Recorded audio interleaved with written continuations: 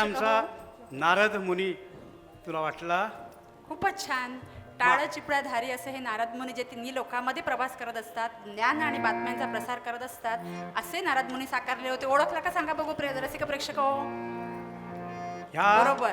या कलाकाराचं नाव विभव विचारे. जरा कुमार जोरदार विभव टाळ्या विचारे. त्याच्यासाठी वाजवूया.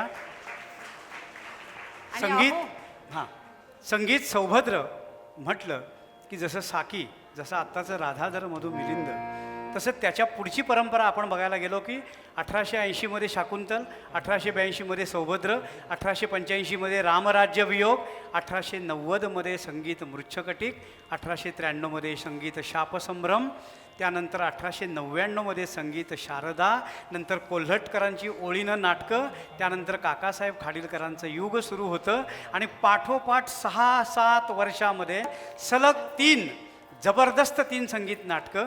त्यामध्ये 1911मध्ये संगीत मानापमान, 1913मध्ये संगीत विद्याहरण आणि 1916मधलं संगीत स्वयंवर.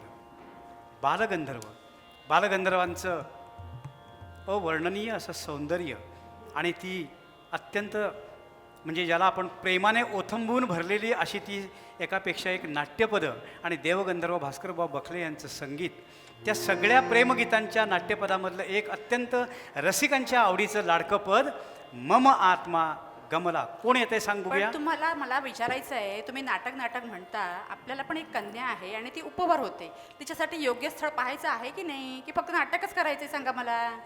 नाटक तर केलं पाहिजे आणि ती काय म्हणते ते पण आपण ऐकलं पाहिजे. थेट स्वयंवरात जाऊया. आणि कोण आहेत ते कलाकार? रुक्मिणीचं स्वयंवर, विदर्भाची राजकन्या जी रुक्मिणी आहे तिच्या स्वयंवर तिच्या वडिला आणि तिच्या भावाने रुक्मिणी आयोजन केलेलं आहे.